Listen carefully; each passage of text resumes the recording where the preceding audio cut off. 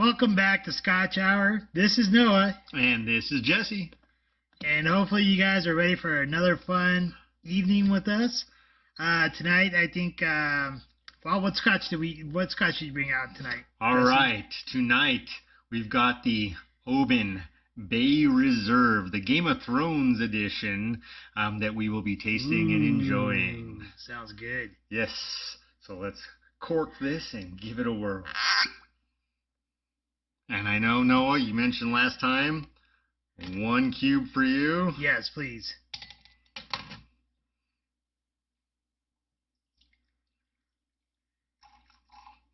And neat for me. Nice. So you said it's from Game of Thrones. What's the actual name of the bottle there? This is the Night's Watch, and it comes with this beautiful inscription. John, you know nothing like Jon Snow. Yeah, you know nothing, Jon Snow. Here, let me give you a quick read of the beginning of this. It says, "Hear my words and bear witness to my vow. Night gathers, and now my watch begins. It shall not end until my death. I shall take no wife." I've failed twice. "Hold no lands." Also failed twice. You're no "Father, Night's no Watchman, children." dude. I failed twice. You failed twice. You're no Night's Watchman. Yeah, this is definitely not the title. Did you ever of watch Game of Thrones, by the way? I loved Game of Thrones. I thought it ended splendidly.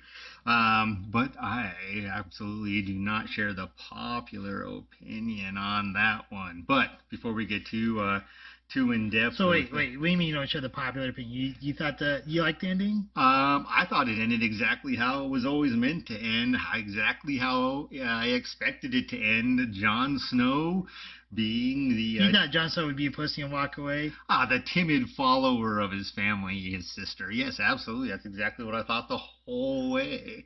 Anyone who... And you thought the crippled kid would be the winner of the whole thing? Oh, no, man. He was never going to be it. Let's face it. We can all try to say that men rule this world, but it's the ladies. I don't know, man. I'll tell you what, not a big fan of incest, but he did have a hot aunt. Oh, man. Or aunt, however you want to pronounce it. Aunt, of course. It's far sexier. Don't spice it up there, son. That's right. If you remember Joe Dirte. Oh, Joe Dirt. All right. Well, I do want to mention, as we talked about briefly in our last hour, that as I committed to, I did make Noah Creme Brulee. So towards the end of this episode, we'll fire up the torch, caramelize that shirt. Fire it up, fire it up, fire it up. Throw some fresh berries on there and enjoy a nice dessert. I do love a good creme brulee. Well, I haven't tried yours before, so you're going to. This will be a treat. Man, it's the best. So Excited. Years of practice. Years of practice. Well, let's toast to this Scotch and this hour of Noah and Jesse. And the Night Watchman. Let's see what kind of nose this has. I will immediately say when you smell this one compared to the Ardbeg that we did last week, which I do love Ardbeg. Yes. To me, it's a solid one for the price point. You don't get that heavy smoke. No. I am sensing a little citrus on the nose. Oops. All right. It does have a little bit more of a floral, I guess, maybe comparative to the Ardbeg, where the Ardbeg had that strong smoke. Yes. I can see the citrus there. Let's give it a taste. It's pretty smooth. It's actually really good.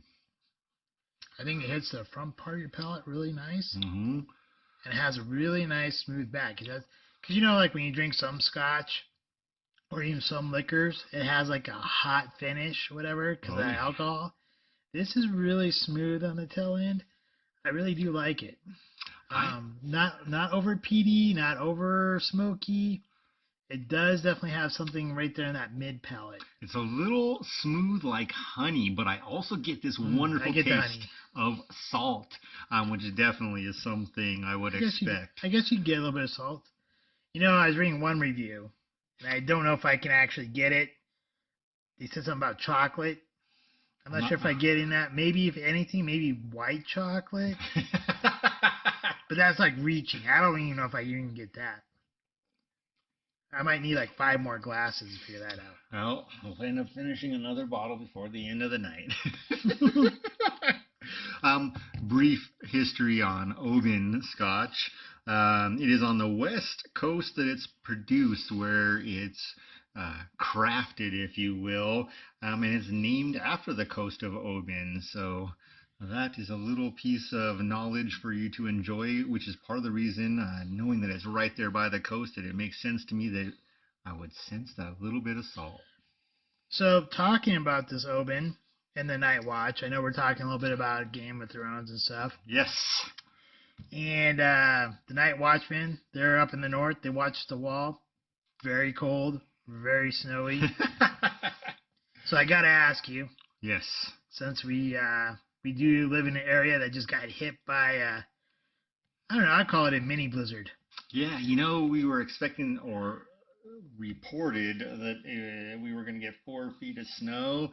To me, this snowstorm was kind of the a COVID of snowstorms, where it was a great fake news. Yeah, and next thing I know, I'm still going to work every day, so quite an interesting event.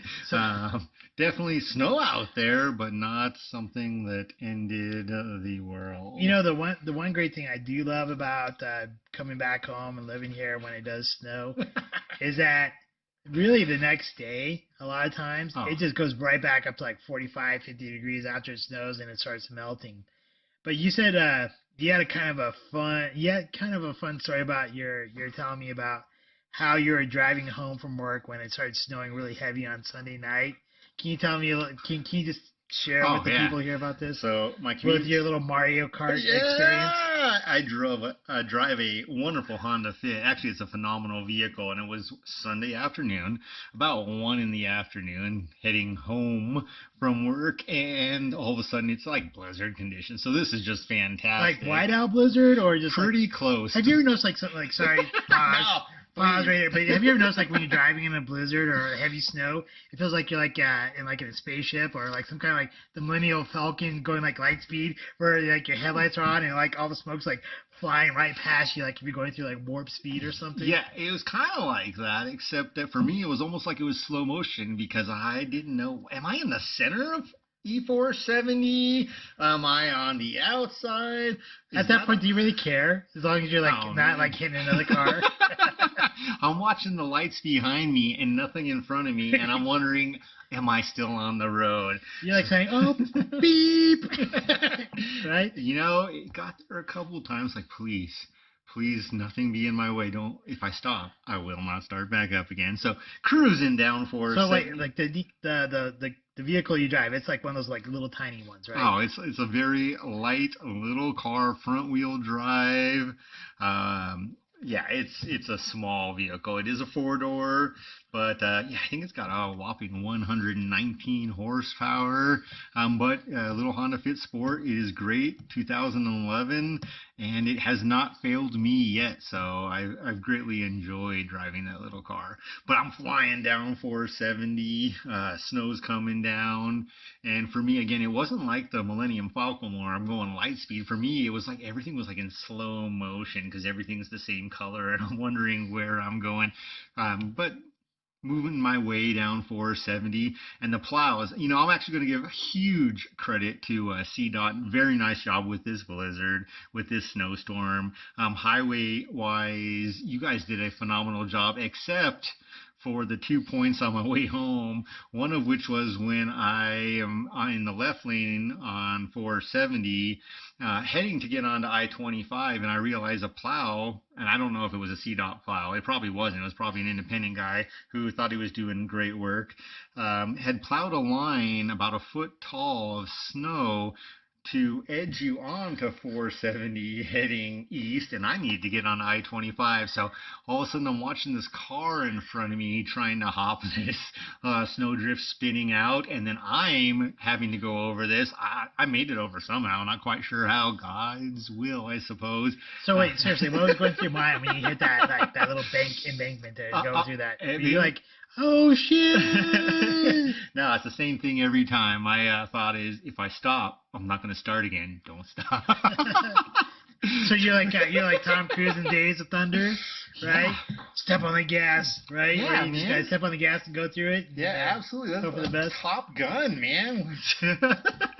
Let's be Maverick and Goose here. So, absolutely. Hey, I don't think anybody wants to be Goose. He dies, dude. All right, Mavericks. 2 Mavericks. Maybe Iceman in Maverick?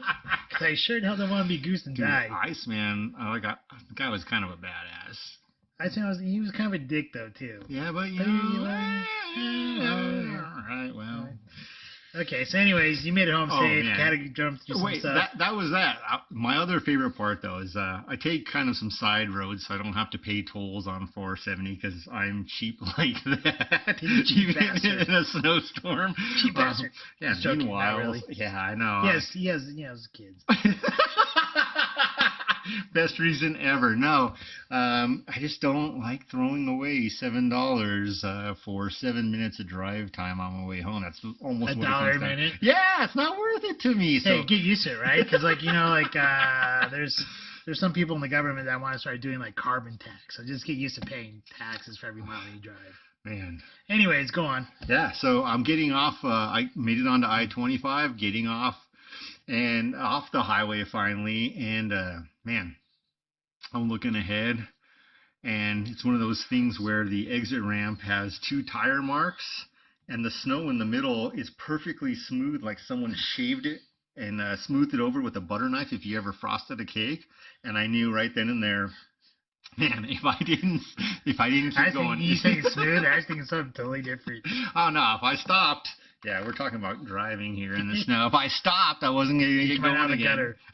Yeah, so I looked to the left and I turned to the right, and yeah, as I stepped lightly on the gas, all I heard were my tires spinning as I literally sledded over this mound of snow and ice. Kind of like hydroplaning through snow. Yes, kind of like it was with the center of your car. Thankfully, it looks like all the parts of my car are still Thank God on you there. didn't hit Grandma and kill her like freaking Santa Claus, right? Yeah, I don't want to do that, but did make it home safely somehow. The next morning, getting to work was a little bit more challenging, but yeah, did make it all right. But yeah, still a blizzard for sure, but not life changing. But nothing like the Night's Watchman there, and like that this great Oban bottle is in honor Winter is coming. No, nothing like that. I don't know about winter is coming. Winter definitely has come. You know, for this year, like I think winter's been pretty mild here in Colorado, and For years now. yeah, but it definitely did hit, and we're getting a couple of little extras. But I tell you what, this Oban, like I don't know where you're at, but the pour you gave me is pretty much gone. It is like going down like water. Yeah, it's so smooth. It is very smooth. It almost that honey flavor almost coats the tongue. Yeah, it does. It does. It coats the tongue and the roof of the mouth. And guys, I don't know if you can find this bottle out there anymore. I know it's a limited edition, but if you can find this Oban Game of Thrones edition, I highly, highly advise to get it. It's super smooth, very, very tasty. Let's see if I can pull it up here.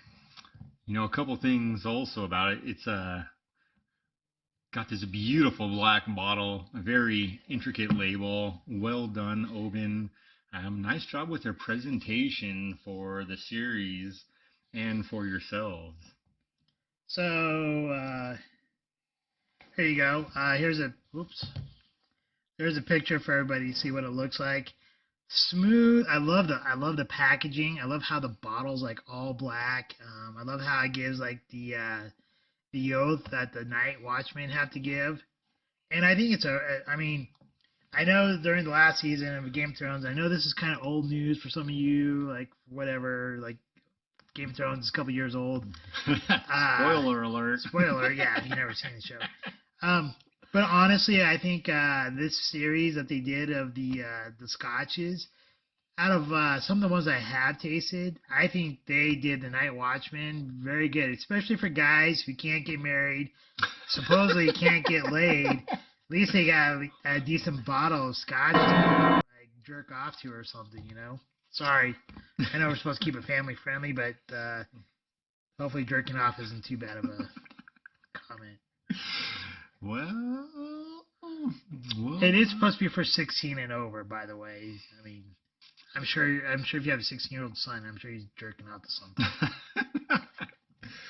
You know, anything is possible. Anything is possible. You know, something interesting to bring up about the Winter Storm and Game of Thrones is really the impact that I observed. I'm not sure about yourself, Noah, but that I observed the different generations having with the show and the impact of how they were impacted that last episode, actually the whole last season.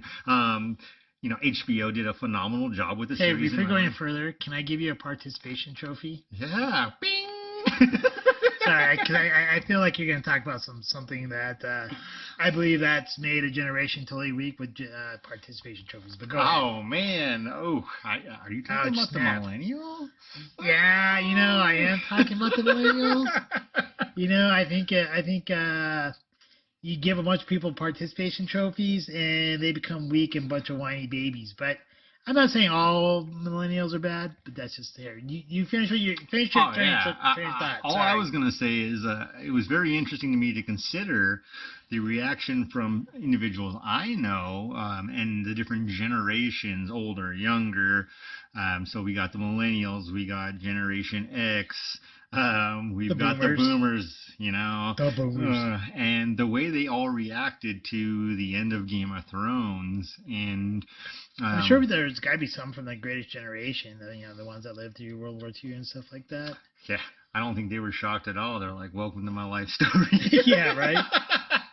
I mean, you're going to talk about any kind of generation. Freaking, you got to give it to those guys. Living through, like, the Great Depression, World War II. That is definitely the greatest generation because like those people they made it through. Like they knew how to like strap up their bootstraps, make tinfoil last 50 years or whatever, like by washing it or whatever. Like that generation was freaking. They're rigid, man. They're tough ass bastards. Sorry. Definitely a tough group of individuals, and one that I actually did not talk with about Game of Thrones. But they probably thought it was trash. Like, what is this? Where's the guy in the army hat? No, not a group I talked with, but the boomers that I talked with, if you will, not at all surprised, not really. Shut up, boomer. Yeah, whatever, not at all impacted. Then us Gen Xers. You know, again, for me, I don't know how it ended for you, but for me, it's exactly how I thought it would end from the beginning, you know, thinking about the way individuals are. I didn't think, like, it ended the way that it should have, but I would also say that my biggest thing is I read the books, and I'm sorry, but George R.R. Martin, fucking finish those books. Sorry, I didn't mean to drop that F-bomb, but finish those damn books already because... Honestly, how long does it take you to write one freaking book?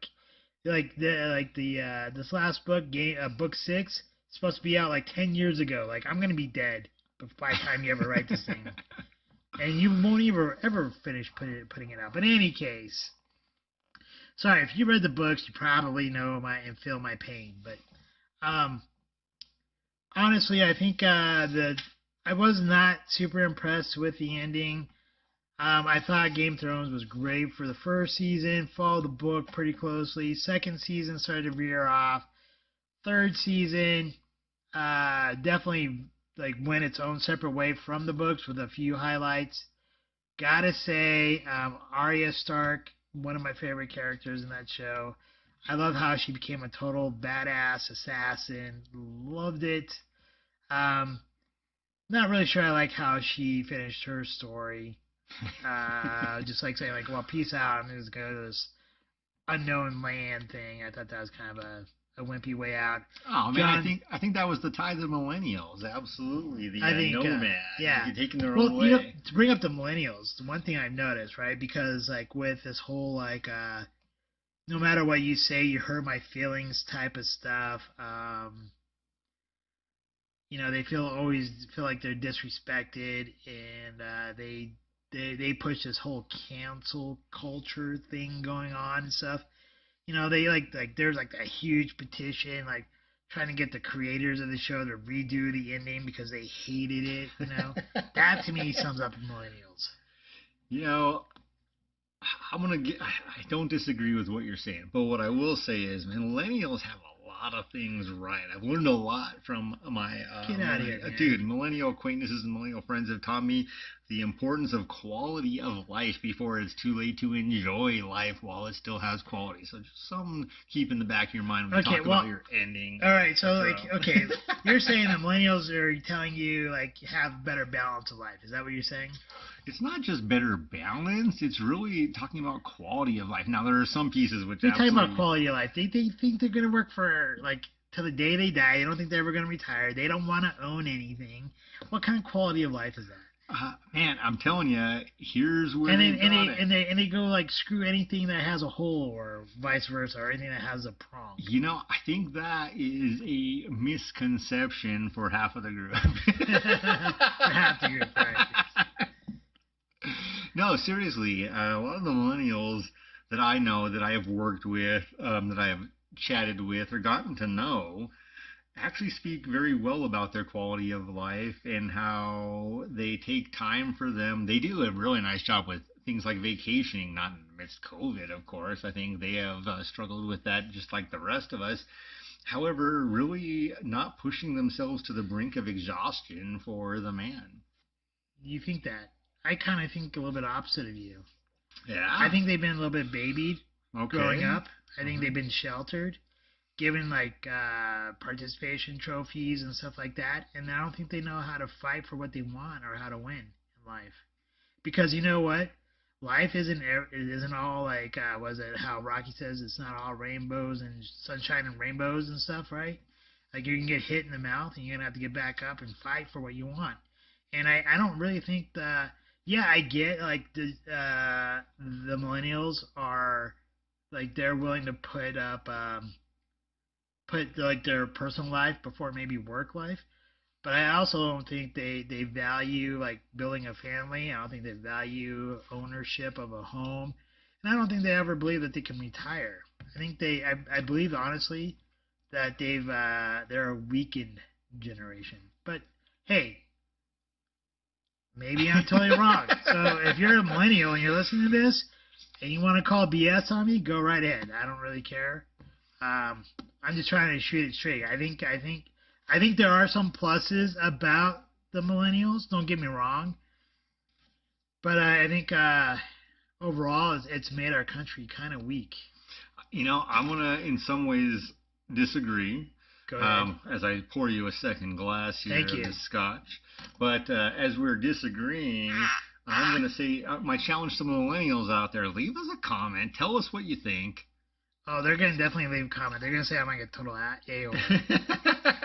Well, let them share their perspective. We can possibly read some of their comments if they're political. Wait. Before all you guys start writing hate messages to me, okay? I do want to say I don't think it's always totally purely a generational thing either. True. Because I mentioned before in the previous episode that we did, that I've had multiple businesses I've built and failed at, but I did hire these brothers who were both millennials, and I'll tell you what, they are like family to me. Their names are Cesar Jaramillo and Pedro Jaramillo. They live in Utah, and they're like family to me. And I tell you what, those two people and their families are the hardest working people I know. You put them up against anybody, and I swear they'll put you to shame for how hard they work. Pedro, he now runs a landscaping business with his dad. Caesar, he runs another business. And when I first found them, they were like most millennials, a little bit lost and all that stuff. But when I brought them into my business, I spent some time with me and my mentor, which was Brandon Neal.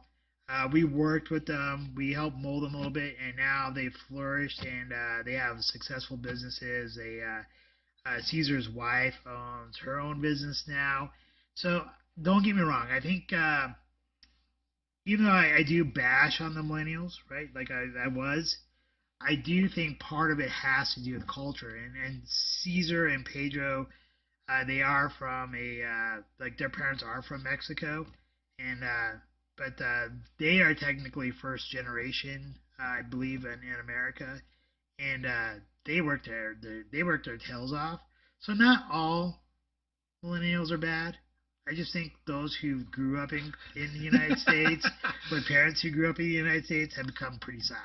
So that's my caveat. Sorry, I went on a tirade there. You listened to me. No, I think it's interesting. And thanks for the pour. Yeah, absolutely. I think it's very interesting though, because literally, as I interpret, you're speaking of this, a portion of this generation being an opportunity for our future and themselves. You also mentioned it's the way they grew up, and I think an important piece to me with that is thinking about the boomers and how did the boomers, often late bringers of life into this world that we know, how did they impact these individuals? Are they the ones that were so intertwined in life, in work, as you put it? And I agree. I'm a hard worker. You're a hard worker. I don't know if I'm a hard worker, to tell you the truth. In different ways, not necessarily physical, but absolutely mental. You drain yourself consistently, constantly. With that, though, these hard workers, ever-going entrepreneurial spirit for yourself, if you will, they're the ones who created this. They are the ones who created this millennial generation. So is it that they didn't want these individuals to move out until much later in life? Did they give them that impression, you better work this hard because you're never going to have Social Security in a retirement? It's something that's very important to me for myself, as I have two children, which I love and adore and absolutely want to influence in all of the right ways. But already I see my kids, and much to my appeasement, but also to my dismay, they appear to be like me. They'll work 60-hour weeks and not think twice about it, and take very little joy in life if it's not given to them.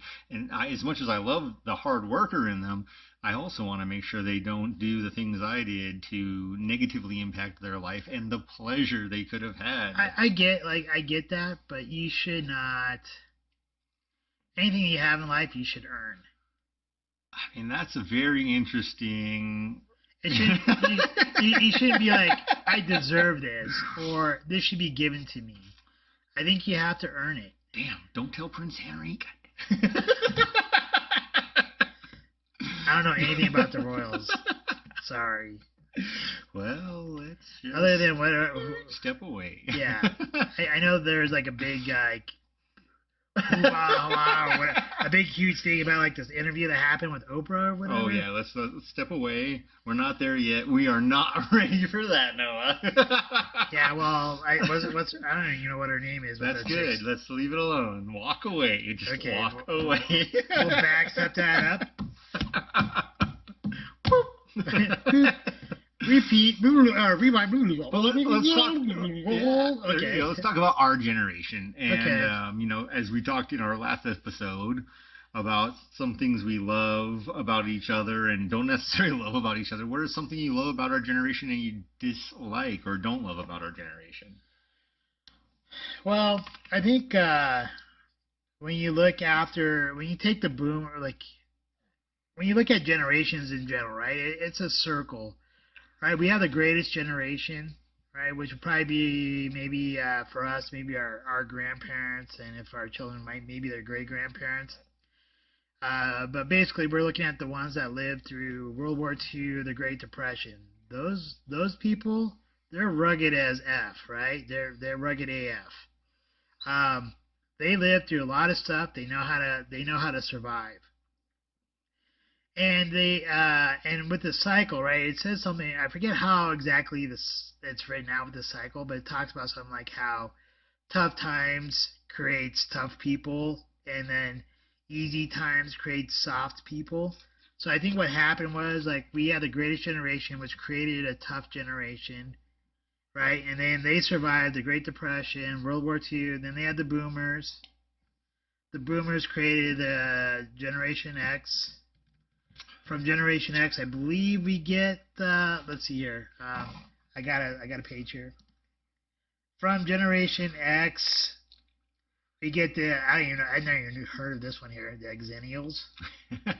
So I think technically it's a group in between Gen X and Millennials. Yeah, and I think you and I pretty much fall almost right on the cusp of that one. Dude, I guess it depends on how you want to view this list here. Dude, right here, we're both Gen X. Bam! Yeah. Well, if you look at Gen X, though, right? Yeah. 65 to 79, but then here, this Xennials, 75 to 85. So really, we're kind of like on that cusp of those, both of those right there. We kind of fall right down that cusp. So, in any case, so we had the strong generation with the greatest generation. Then you got the baby boomers, then the Gen Xers, then you got the millennials. So we just progressively got weaker, right? And now you got a generation when we look at the millennials who are now coming into their 30-somethings and late 20s and stuff like that. They get offended by anything. You just say, hey, the sky is blue, and all of a sudden they're crying, and they need a freaking safe space and crap. I think the appropriate way to say it is they don't like to be put in a box, and I think that's a reality, not necessarily something to cry about. What kind of box is that? Like, the sky's blue, and they're crying and saying, like, whatever, sorry. They want to be individuals. There's nothing wrong with being an individual. I totally believe in free speech and being independent, but I don't think they want to be independent. I think they feel too much of a society or the world owes them something. We definitely need some comments here. So millennials or zennials, if you're out there and you have some great opinions out there, leave us some feedback. A week from now when we do our next episode, we might take some time and answer them if they are value added. I'd actually love to hear your input. Because, obviously Noah and I are on different sides of this fence. One of the things I regret is just how hard I've worked in life and taken very little time, particularly when I was younger, to take vacations and enjoy more of life, to have that adventure. And I'm doing it now, which I absolutely love. Again, just waiting for COVID and so I can take my vaccination card. Dude, don't not get the vaccination. Dude, you can have a card and not get the vaccination. Trust me, it's like having a license or an ID and not actually, having a license good forger. How hard can it be? There isn't some Social Security Administration out there passing these. I think this is what maybe this is where you and I differ, right? Because I think we talked about this on the last show, but. Like you, right? You went from basically like from college to building a family. Yeah. And I went from college to. I got my own family in the Game of Thrones. and I went from college to traveling and doing all that kind of stuff, right? And trying to build a business, multiple businesses. So really, I think you took responsibility right away. And it's not like I shrugged responsibility, but I took time to enjoy life right away. Yeah, you travel. Whereas I think what you're trying to say here, and you can correct me if I'm wrong. Dude, you might be a zennial, just saying. But from what I can tell, you're saying like the reason why you like the millennials is because they're able to put their personal life ahead of some of the other things. I think that's the misconception, if you will. I don't think they necessarily always put their personal life ahead of things, but they absolutely prioritize it. And that's not something I did. I can't tell you how many vacations I canceled so that I could work to be there for a visit, or because some other anomaly at work created a need or a self-imposed perceived need that I had to be there. And they don't do that. They're like, yeah, you know what? I've been planning to go to Ireland for 12 months or maybe Scotland for 18 months, and I'm going with my friends or family or whoever it may be, and they do not cancel that. They do it. Whereas literally I have had many a vacation and I never really canceled. I canceled one recently. That was like before I knew much about COVID and all that stuff. I was supposed to go down to Arizona, but when I lived in Utah, I was working. I'd work 16 hours a day, or whatever. But I'd go, like, when I wanted to travel, I would go travel. Yeah. So I even before that though, I would still work hard when I was trying to build my businesses, but I'd still take time to travel and stuff. And there was a good portion of my life where like most of my traveling was only conventions and stuff like that, and I would just make those in my vacation. So even like when I was vacationing, I was working. So I learned to tie that all in together. You've done a much nicer job than I have, and you are part of this group that I'm jealous of, and I am working diligently to spend the rest of my life just like that, to take and prioritize those times. I don't know what it's like for you, talking about vacations. First of all, I'm going to segue here and talk about how in the future, after we get video, which will not be too far in the future, but we will start doing these casts with video, we will also start traveling. And a couple things you may or may not have gleaned from Noah and I is, aliens absolutely interest us. So we will be Nanu. I'm not so sure about that, but the truth is out there. So we're gonna go searching for it, but we're also planning on taking some amazing vacations and sharing those with you. I would imagine Scotland might be somewhere in I would imagine future. Scotland would have to be on the list if the whole COVID restrictions are ever lifted and stuff. Yes. Because I tell you what, I'm not, like, honestly, you can get the vaccine shot, but I promise you, I will not get one until like 3 or 4 years down the line, because I want to make sure no one's growing a third arm or third nipple or whatever. I'm just saying, you can hold 2 glasses of Scotch and pour with your third arm if you have it. That's not what I was thinking I'd do with my third arm, but whatever. Yeah, all right, man. You're going to find the alien lady from Mars. I got you.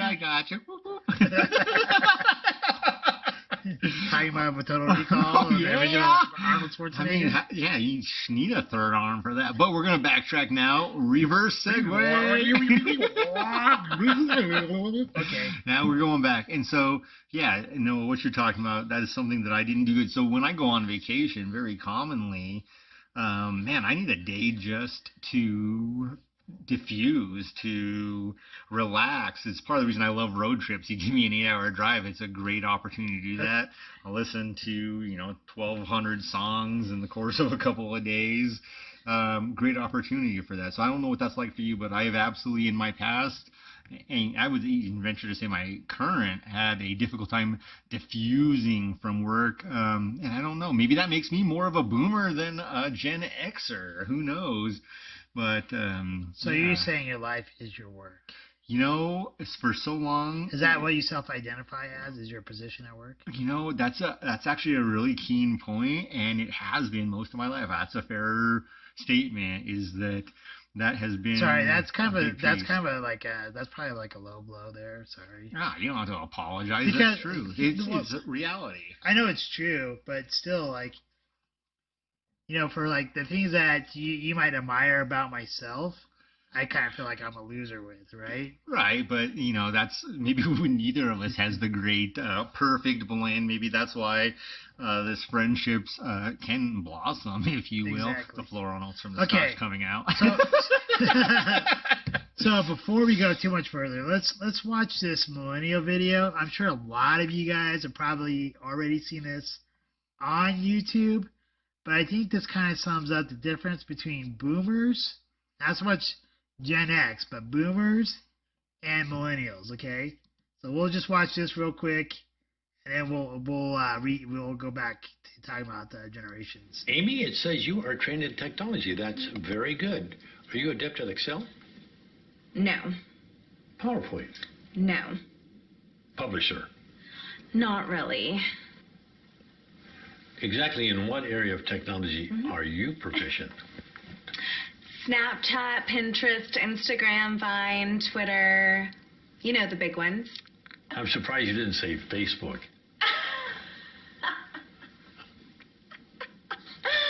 That's for old people, like my parents. That's funny. Well, Amy, when you're working for me, you have to have those kind of research skills because I'll send you things for you to comb through and get the answers and send them to me. So for that, you got to be really good at technology.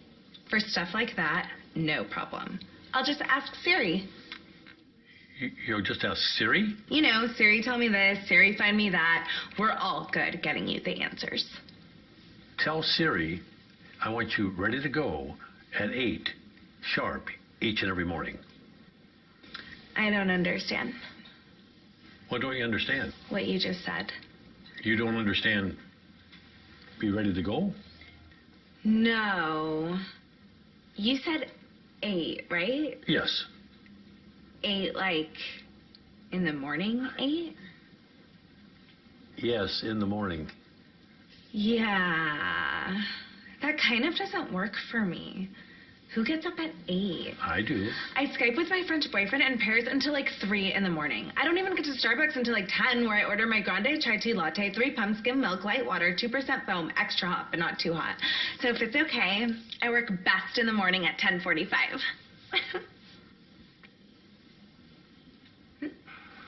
Wow. Amy, I don't think we're going to be a good fit. Why are you so negative? I can sense your hostilities, and right now I am not feeling very safe. I've been here for over 5 minutes, and the only nice thing you have said to me was nice resume, which I typed all night for this meeting with you. You've given me no guidance, no validation, no encouragement, no supervision. Is there an HR director somewhere? HR director? Yes, I need to speak to someone. I may have to take off today as a mental health day. Take today off. Amy, look at me. You don't work here. Are you firing me? Okay, yes.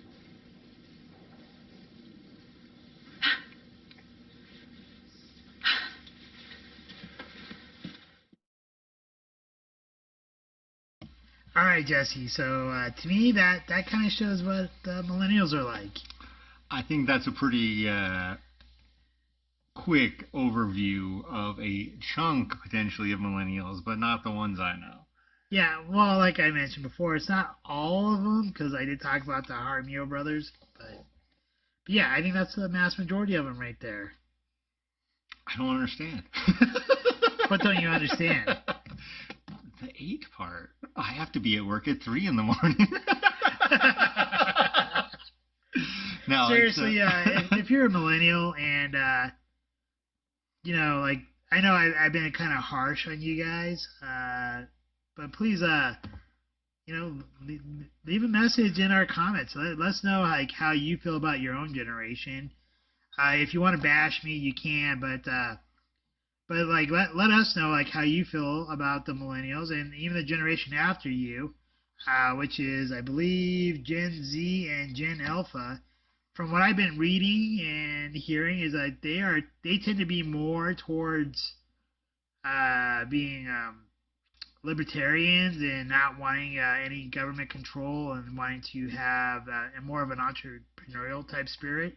But I could be totally wrong. You said your kids kind of fall in that Gen Z and Gen Alpha group, right? You know, it's more the Gen Z, but what I can tell you is none of my son's trophies were participation trophies. I saw my son get to final games and not win, and I saw his team in tears because they all gave 100%. I'd say 110, but that's not actually possible mathematically. So they all gave 100%, and man, I had to walk away after I hugged him because I was crying.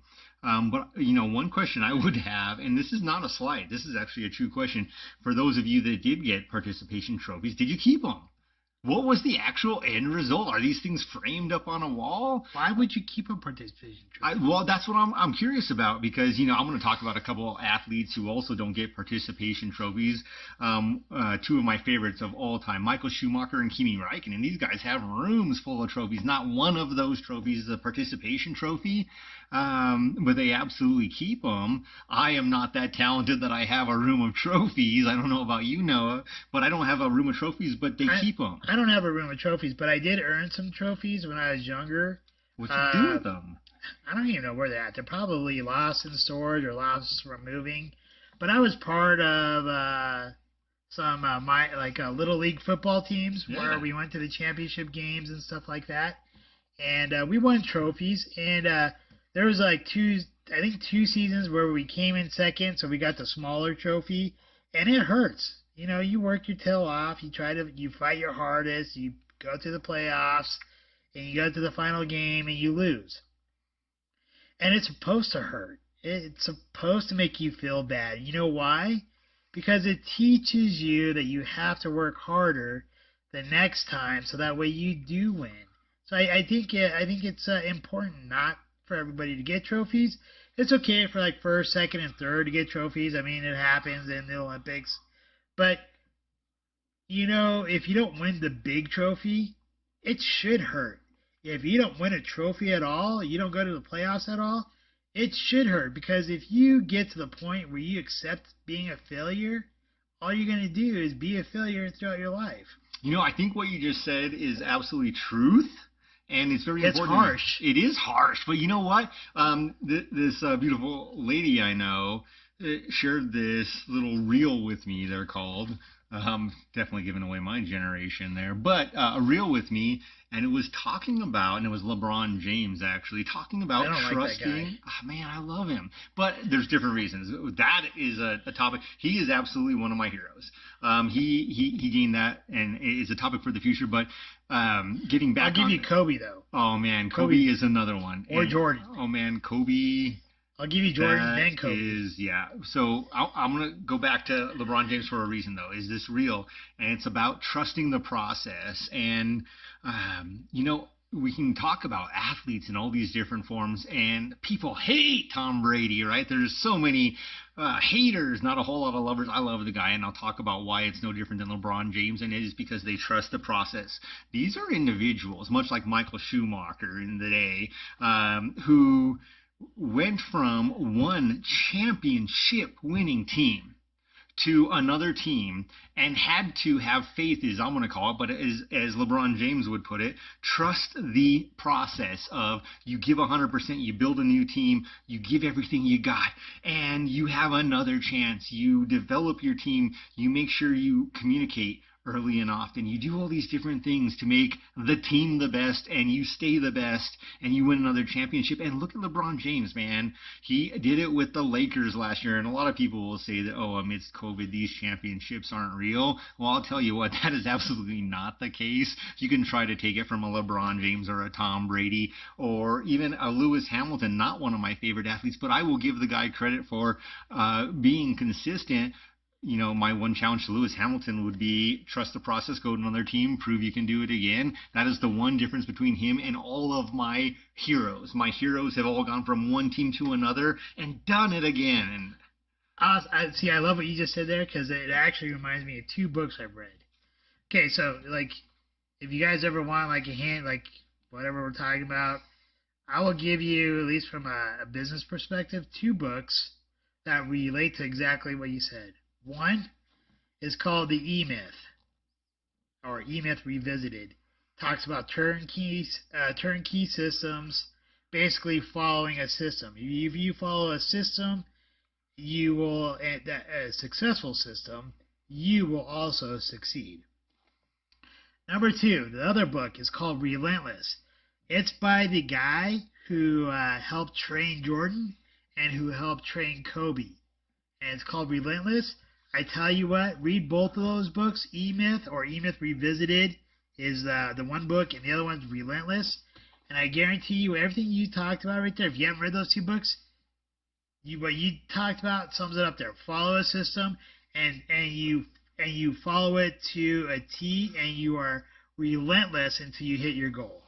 Yeah, I'm just gonna give a quick mention to Kobe. Man, what an athlete! I was not a basketball fan until my son started playing, and I didn't ever understand at all the rigorous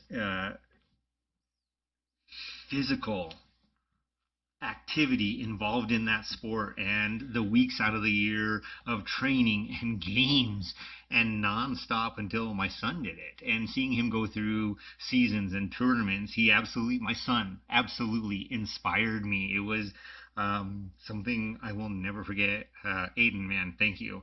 But he absolutely inspired me and to enjoy the sport. And so my best Father's Day ever of my entire life was actually when I watched LeBron James and the Cavaliers win the championship with my son and my daughter and my mother and my father at my home. And it was one of the most magical moments ever because it meant so much to my son. And because after a few years of watching this individual, Aiden always enjoyed LeBron James himself. So I would think at some point it was fair to say he is and has always probably been one of my son's heroes. But seeing then how he speaks, how he handles himself, how he has such faith, he became my hero, and that was a day that I'll never forget. But within that also, I'm just gonna, the mention here was about Kobe, and this man was not, again, Jordan absolutely phenomenal, but Kobe must be credited for making that Laker home, that stadium, for that team, for everything he did. And we all have missteps.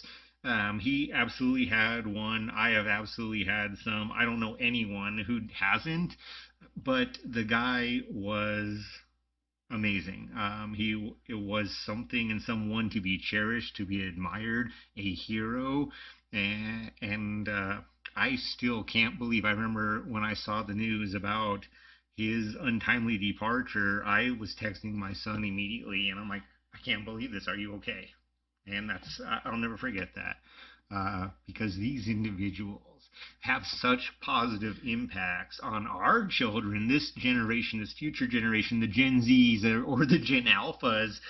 These are these superstars, these true superstars, amazing Avengers, if you will. These are the people who have an impact on our kids, and I am grateful to say that there have been many in our recent history that my kids have got to enjoy and see and watch, making such a positive impact on their environment, giving them hope, giving them goals, showing them that, yeah, you know what? I'm going to go from a championship winning team, not once, but twice or more, and I'm going to lose, and I'm not even going to lose pretty. Thank you so much, LeBron James, for coming back after that and winning and showing these kids, you know what? Yeah, once in a while you're going to fall down. And one of my favorite lines ever from a Batman movie is, you know why we fall down? So we can get back up. And this man shows it. He does it, and so many of them do. So just to sum that up, since we have a few minutes left here in the hour, is that it's good to take a sports person or a business person or whoever you want as a role model, like your son did, but don't choose the person as a role model. Choose their traits that are positive as being what to follow. Because if you follow good traits, that will lead to good things. If you follow a certain person, and everybody, like you mentioned before, we all have our faults. If you follow a person, then they could fail, and then that will let you down. So follow good traits. That's just my 2 cents. So we have 2 last things to do here. Jesse, as promised, wants to do the creme brulee. Oh, so we're firing up the torch here. You keep talking. And then lastly, we have to do, what was your was it a challenge, or what's it called? I think there was maybe it's appropriate challenge. Appropriate challenge. Okay. I'm firing up this torch. All right, fire it up. All right. Fire it up. So, as we're caramelizing the sugar atop of the creme brulee, what are you thinking for an appropriate challenge there, Noah? You know,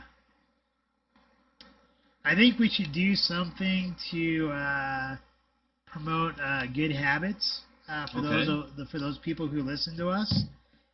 This one, since if it's my turn, since you did last week's, this turn, what I would say, this is going to be more towards self-development, is for a good challenge, would recommend that everybody come up with a list of like 1 or 2 goals that they want to achieve in the next year, and write it down every day, every morning when you wake up.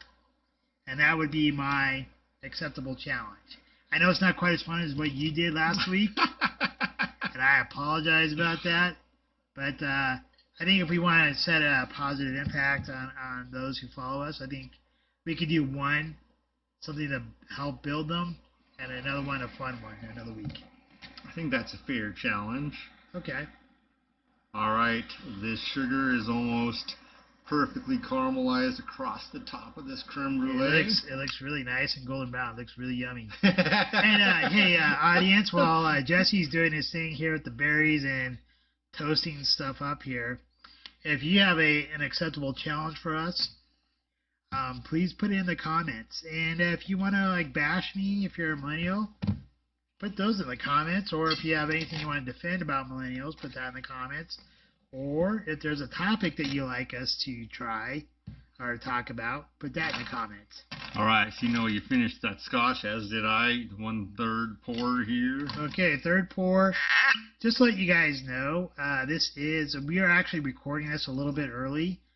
This is the night before St. Patty's Day. So I did wear green today. I wore a green hat, and it's a Baltimore Orioles hat. It has a green shamrock on it. Even though we're not drinking anything Irish, we are drinking Scotch. Happy St. Patrick's Day, or belated St. Patrick's Day if you're listening to us when we drop it on Friday. But in any case, any final words for you as we sum up this evening's chit-chat? I just going to revisit the Scotch. Oban, you, with this Bay Reserve, the Night's Watch edition, limited edition, fabulous job. As I'm starting to enjoy it with this creme brulee, absolutely brings out more of the flavors. What are you experiencing, Noah? I know you got your mouth full here right now. Take a minute. Oh, wait. Before you say anything else, just remember, last week I said to talk about cracking the caramel top. Now we got the caramel. Oh, that's where it's at. Oh my fucking God, so good. Well, thank you. Yeah, it doesn't disappoint. Does not disappoint. And you said last week it tasted good with Scotch, so that's typical Scotch. I don't think I finally got your answer there. I know.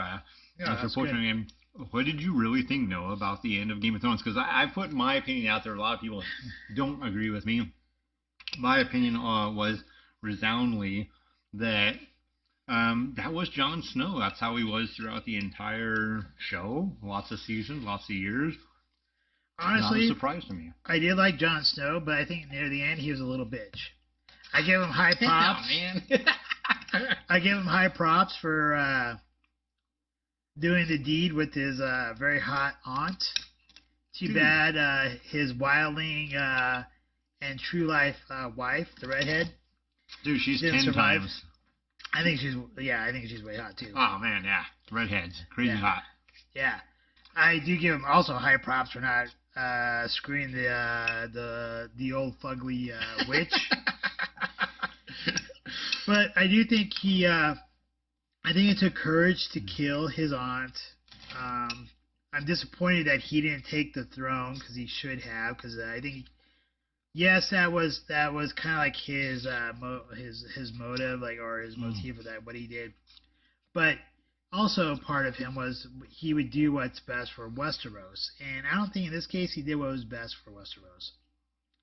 But I would have been happy if Tyrion Lannister would have been actually king of Westeros, because I think Tyrion would have made a great king.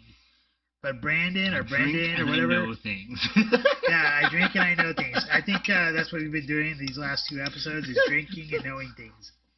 And but I don't think Brendan, him being at the seer or the tree guy or the green person, whatever I forget what they called it, but I don't think he should have been king. No, I fully agree. Oh, and Sansa's a bitch. Oh my god. Oh, but really quickly here, which family do you associate yourself with? Which family are you gonna? I'm gonna go on a non-popular route here again and say a Lannister for myself. You see yourself as a Lannister? A Lannister always pays their debts.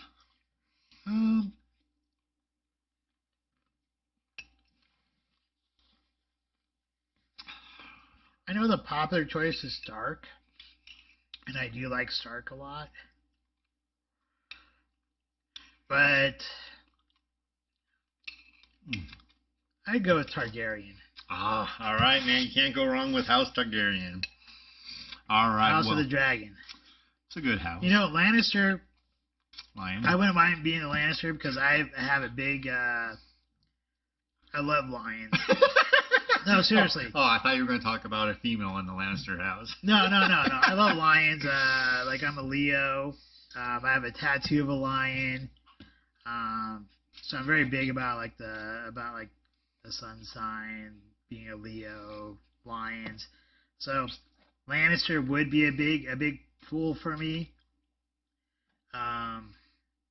So I could see either being Lannister or Targaryen. But I think it'd be kind of cool to be a dragon. I mean, I'm not going to disagree. Absolutely, dragons are sexy, but, again, not necessarily popular Lannisters. I absolutely see that. So, what do we want to talk about in this next episode? I'm thinking, man, we got to talk about weapons in some form or sense. Do we? Weapons, yeah.